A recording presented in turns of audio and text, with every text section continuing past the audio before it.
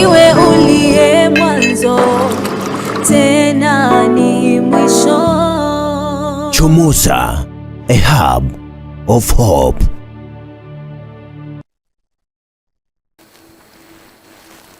Pole sana kwa kutusubiria, lakini sio mbaya.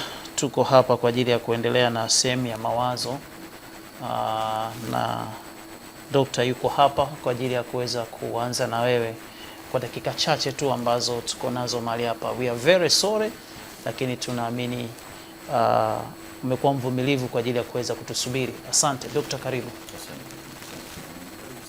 Ndugu mtazamaji, tuwasalimu nyote kwa upendo wa dhati kutoka kwetu timu Chomoza. Leo ni siku nyingine Bwana Mungu ametujalia kuwa hai na tuendelee kujifunza. Kumbuka tunaongelea mawazo na tunatiririka hapo katika mawazo yanapopata wepesi na kasi mkubwa au dynamism ya kuzidi katika mahusiano yanayoitwa urafiki. Na tulisema urafiki unaweza kawa katika mazingira, kwa hali na kwa watu au kwa mtu. Leo tukumbuke tunaongelea urafiki na watu. Ni muhimu mno kuzingatia. Urafiki ni ridhaa. Urafiki thabiti kati ya wewe na watu ni muhimu mno. Na maana kuwa na watu karibu nawe. Ukifiwa, ukiwa na harusi, ukiwa na sherehe, ukiwa na tatizo, ukiwa na changamoto, wakiwa wengi ni maslahi yako. Mtu wa watu ndiye mwenye mali. Kumbuka, mali sio pesa, mali ni watu. Kwani hazina kuu katika dunia hii sio benki. Hazina kuu ni watu. Narudia, hazina kuu katika dunia hii sio benki. Hazina kuu ni watu. Ukiwa na watu una hazina. Ukiwa na watu umebarikiwa. Angalia zana inayoendelea leo, haswa kidini, kidunia, kusambaratishana, kuvurugana. Watu wachache wana watu. Na utakuta sehemu inayosambaratisha watu ndio watu wanarundikana pale. Alafu wote waliorundikana pale wana bifu, wana uadui. Kila mmoja yuko single kama yeye. Umoja ni nadra. Kumbe Bwana Mungu mwenyewe alishuhudia pale Mwanzo sura ya 11. Watu walipokuwa na umoja, wana lugha moja, usemi moja, walidhamiria kujenga mnara wa Babeli. Waliinuka kabisa hadi juu. Mwenyezi Mungu aliona hawa kwa sababu ya umoja huu, basi wanaweza kufanya chochote, impossible haitakuwepo tena. Na katika dunia hii utaona impossibility inakuwa nyingi, kwa sababu asilimia kubwa kati yetu tuna mafarakano, kuna vurugu, umoja hakuna, urafiki usipopatikana. Pasipo na urafiki hakuna umoja. Kinachofanya Tanzania yetu kuwa kama tulivyo leo, pamoja na changamoto mbalimbali, ni kwa kuwa kwa Afrika Mtanzania anajengeka kwa urafiki. Ukaribu ndio unaotembea na ukarimu. Zana hiyo ikiondoka, amani inaathirika kwa nchi nzima. Urafiki. Nchi zingine unapishana na watoto wadogo hawakusalimii. Ukiwa mji kama New York, unakutana na mtu tu anamwambia hi, atakupita, atakushangaa wewe ni nani. Lakini hapa unapishana na mtu za size, habari. Kuapproach watu, kuwa karibu. Zana hiyo ndio inayodumisha umoja, amani, kwa sababu inatembea na uhuru. Mtoto mdogo akikupishana na wewe shikamoo, naleta raha. Unaipata Tanzania tu. Tumetembea nchi nyingi, watu wanafikiri kuna magic fulani, lakini ni urafiki. Urafiki.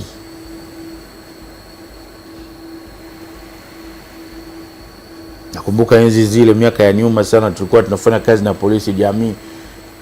Kaka yetu Mheshimiwa Kova na wakina Mwakaluka Lukwa. Yani pale unaona picha ya viongozi, lakini wakuu wa polisi wanacheka, wanasalimiana, wanacheka kwenye picha. Unaipata hapa tu. undugu, urafiki. Now inabidi kuwa macho kuelewa urafiki wa maana na watu unatengenezwaje, ili mawazo yatembee kwa kasi, shida zako ziwe za kwao, shida zao za kwako, kwani wote walio karibu na wewe uko pamoja nao. Akiwa na shida ni shida za kwako. Lakini mara nyingi utasoma hiyo, unaweza kama umezungukwa na idadi kubwa, lakini ukiwa na shida sio za kwao, maanake una rafiki kati ya hao watu. Tunafanyaje kutengeneza mawazo yao na impact yenyewe ipasavyo kwa marafiki, kwa watu marafiki? Tunasema kuna watu rafiki na kuna mtu rafiki. Hao watu rafiki ni wale ambao wako katika close surroundings za kwako, wako karibu nawe, sio miili tu, bali mawazo yao yako na wewe. Urafiki thabiti haujengeki na umati wala na kwa energy inayotoka kwingine. Urafiki thabiti unatengenezwa na muhusika. Wewe ndiwe unayeweza kujua rafiki yako nani. Unfortunately, katika dunia hii, bahati mbaya, asilimia kubwa ya watu wanazani marafiki zao rafiki wanawajua. Responsibility, wajibu wa urafiki unatokea kwingine kuja kwako.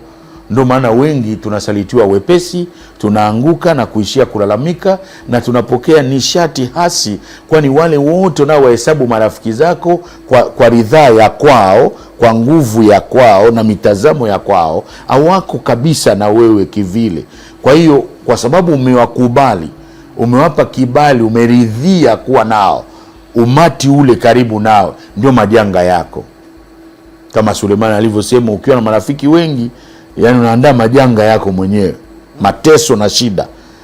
Alikuwa na maanisha usiwe na watu wengi karibu. Alikuwa na maanisha jambo ambalo tutaliongelea leo.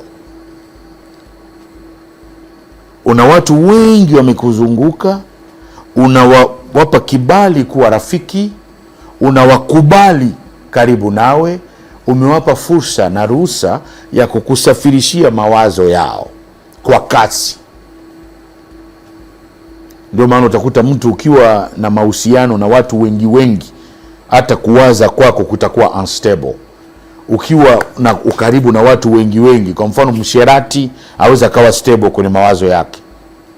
Aikutana na huyu anatembea naye, akikutana na huyu yuko naye, aikutana na huyu anakaa naye, anakutana watu wa namna hiyo, hawezi kuwa stable. Utasoma kwanza, attention yake ni ndogo, ni very low. Msherati yoyote hana attention. Anayetembea na yeyote anayekutana naye, unakaribisha energy hasi na ni tofauti. Kila mwanamke ukiwa naye unatembea naye, kila mwanaume ukiwa naye unatembea naye. Unavyotembea hivyo unatengeneza mfumo wako kupoteza stability, kwa sababu ni energy ulizokaribisha maishani mwako na kufanya kuwa rafiki. Fuatilia vizuri tu.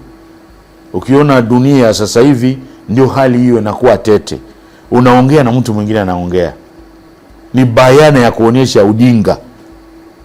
Akili inasomeka kwa usikivu. Mtu akiwa anaongea unasikiliza kwanza. Ukiona mtu ana idea za kwake ndio zinatoka haraka, zina surface, asikii, huyo mtu maisha ya kwake mwenyewe yuko unstable. Umsamee tu. Na hawezi kuwa na akili hata akiwa shule. Ulimwengu wa sasa hivi wa kelele nyingi. Marafiki wengi watu wengi wakiwa karibu nawe, hakikisha unazingatia hii hapa. Ni mamlaka ya kwako kuafiki, kukubali mtu kuwa rafiki nawe. Usitarajie urafiki wa kwake kwako, soma wa kwako kwenda kwake. Soma wa kwako kwenda kwake. Unausomaje? Urafiki wa kwako ni hali, ni attitude. Wewe ndiwe unaweza kumsogeza mtu karibu nawe. Usitarajie mtu akusogeze karibu naye. You see that? Yes. Attention yako ndio namsogeza awe karibu nao. Mfano pekee tulio nao Bwana Yesu, na mfano mwingine Mfalme Daudi. Mfalme Daudi baada ya kumshinda Goliati alipata umaarufu. Alivyopata umaarufu, maandiko yanasema kuna umati wa wengi uliambatana naye, na katika watu walioambatana na Daudi, asilimia kubwa kati yao watu walikuwa wanadaiwa, majambazi, wenye kesi mbalimbali, waasi kwa lugha nyepesi. Waliambatana na Daudi, wanaanza kumchombeza. Daudi angekuwa muasi. Kumbuka alifikia ufalme bila kuasi, na alikuwa na nafasi kabisa ya kuasi na kuangusha mamlaka na madaraka ya Sauli. Daudi alichofanya, alikwenda kuomba ushauri kwa mwenye hekima namna ya kuendelea na maisha, akiamua kuwaacha hao wote waliokuwa namfuata, kwa sababu umati ule hakuchagua yeye, walimchagua wao. Katika kufanikiwa na zana ya mawazo ndo maisha yenyewe, inabidi ufanye kama Bwana Yesu Kristo alifanya. Alipofika alianza huduma. Alipoanza huduma, yeye ndiye aliyeanza kuchagua. Aliwachagua 12 including Judas Iscariot, huyu Yuda aliyemsaliti Yesu, na yeye naye aliitwa kwa mission hiyo. Hatuwezi kuwa judges kusema kwamba Juda ataenda jehanamu. Mwana mpotevu alisomeka, lakini mwana mpotevu alirudi pia kwa baba. Mnakumbuka historia ya Luka. Bwana Yesu aliwachagua wote. Hadi ilipofikia wakati wa kumsaliti, Yuda alikuwa ameisha kula mkate ule Yesu aliweka kwenye divai, lakini hakuondoka. Ilibidi Bwana Yesu amkumbushie, unachopaswa kufanya, fanya sasa. Alimtuma Yuda aende kuwajibika ili mission ikamilike. Katika wale 12 aliowachagua, maana hata Yuda asingeenda. Bwana Yesu aliulizwa na Yohana, nani atakaye kusaliti? Yesu alimwambia, Petro ndiye alimtuma Yohana muulize. Yeye alikuwa karibu sana. Akamwambia Yohana, nitakayempa mkate ambao nadumbukiza kwenye waini hapa ndiye atakaye niuza. Akadumbukiza akampa Yuda. Yohana alikuwa tayari anajua ni Yuda, lakini Yuda yupo pale tu, haendi popote. Hadi Bwana Yesu alipomwambia, unachopaswa kufanya, nenda fanya sasa hivi. Yuda alifanishwa kwa sababu ilikuwa wito wake. Mwingine alikuwa anauliza swali, niliona kwenye comment, niliripotiwa, nikahakiki kwamba daktari unaongea vizuri, sasa wito wenyewe tunaujuaje? Tutadevelop vyema siku nyingine tutakapoongelea mambo haya. Lakini kwa kifupi kuhusu wito, ni shauku ya uhakika, shauku yenye uhakika ndio wito wako. Aliyeitwa inabidi aitikie. Maana yake wito ni kama wajibu kwako, jambo ambalo unaweza ukalijibia wepesi, ndio wito wako, bila juhudi, jitihada wala msaada wa mtu. Unaweza ukasharpen hiyo kwa mafunzo na kadhalika, lakini una uwezo wa kutenda hivyo wepesi. Mwingine wito wake ni kuokoa watu, lakini kwa kuimba. Utakuta unaweza kuimba wepesi. Kwa hiyo unaweza ukapeleka message kupitia wimbo. Unafanya pia sawa na mashehe, mapadri na wachungaji. Ni wito. Wito wako ni kile ambacho nakifanya bila jitihada, bila effort, lakini unaweza kujibu kwa hilo jambo. Kwa mfano, wito wa mwanafunzi ni kujifunza. Manake ana uwezo wa kuelewa mafunzo na kujibu maswali katika elimu. Ukiwa na wito, una uwezo wa kuwajibika katika sekta hiyo. Kwa kuwa muda leo technical issue ilikuwepo kule, sio kwamba mzizani daktari alichelewa. Nyumbani hapo mke wangu anaweza kaanza kupiga hesabu, sasa huyu vipi? Nilifika tu kwa wakati, kulikuwa na tatizo lingine. Well, yeah. Na leo tuchelesha ni Arnold, tuweke sawa. Sasa Arnold atapata shida. Kwa bahati mbaya naye akujua. Well, so tuseme ya kwamba tutadevelop vyema panapo majali wa next week. Hakikisha wewe unachagua watu wa kuwakaribisha. Wote wanaokusogelea, wote unaoishi nao ni wale uliowakaribisha, ni wale uliyekubali kuwakaribisha. Isipokuwa hivyo, la sivyo, utakuwa unaingilika na kuingiliwa vibaya. Dawa yake, fanya kama Bwana Yesu, ili usije ukawa na lawama nyingi. Watu wengi leo, brother Jimmy, mwanangu Evans, ndugu mtazamaji, iwe ndoa, iwe mahusiano, semina tutatangaza hapa baadaye, iwe ndoa, iwe mahusiano, iwe kikazi, watu ambao wamekusogelea wanaweza wakakuangusha wepesi, na wewe unaweza ukadecline wepesi kuliko wale ambao wewe umewakaribisha. Ukifuatilia katika mahusiano, utaona asilimia kubwa ya wanandoa wamekaribisha watoto, lakini wao wenyewe mume na mke hawajakaribishana. Wamebahatika tu kwa pamoja. Dhamira ile inasomeka, ndio jaribio. Utakuta watu wanapeana talaka lakini hawatariki watoto. Anajifanya anapenda mtoto sana, lakini mzazi mwenzako aliyefanya uitwe baba, uitwe mama, umtaki. Na yule mtoto ni picha yake pia. What does that mean? It means wewe na uhakika ulikaribisha mtoto maishani mwako, lakini mwenza wako ukumkaribisha. Ilikuwa bahati tu mmekutana, mahusiano yameanza kwa hisia, mkaenda bila kuelewa. Yeyote ambaye wewe umemkaribisha, hata akikosea namna gani, utakuwa na uwezo wa kumudu, kwani utakuwa nasoma nafasi yako kumweka sawa kuliko nafasi yake kujiweka sawa au kukuweka sawa. Sawa na tunavyotazama mtoto. Tumefika mwisho kwa leo.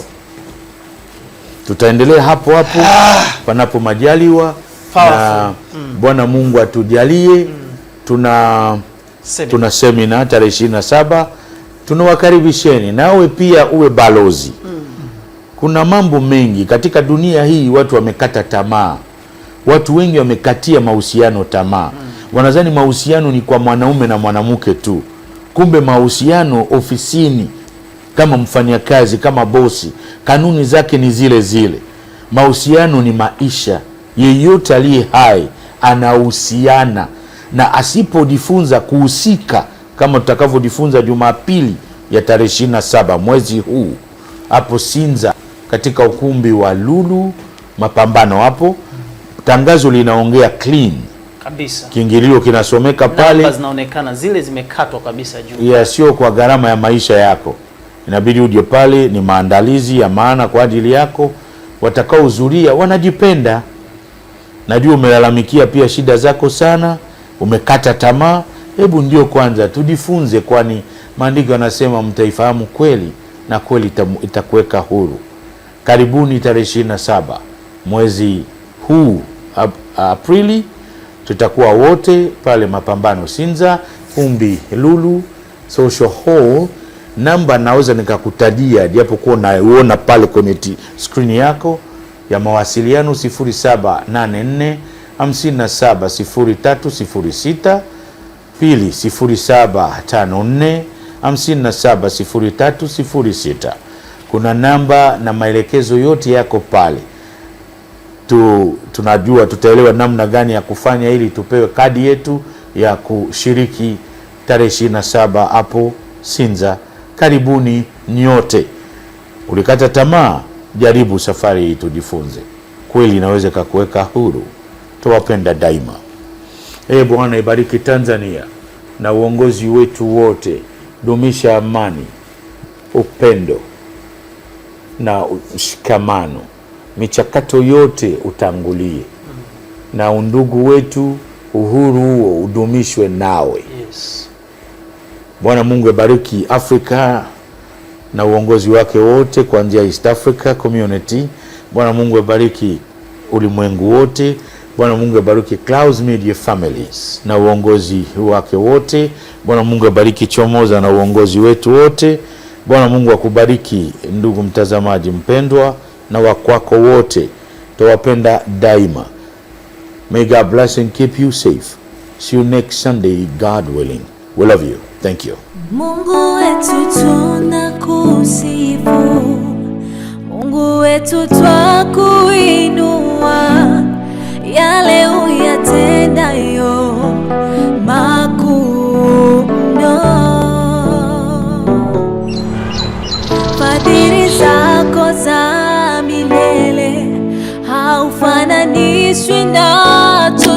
wote, iwe uliye mwanzo tena ni mwisho.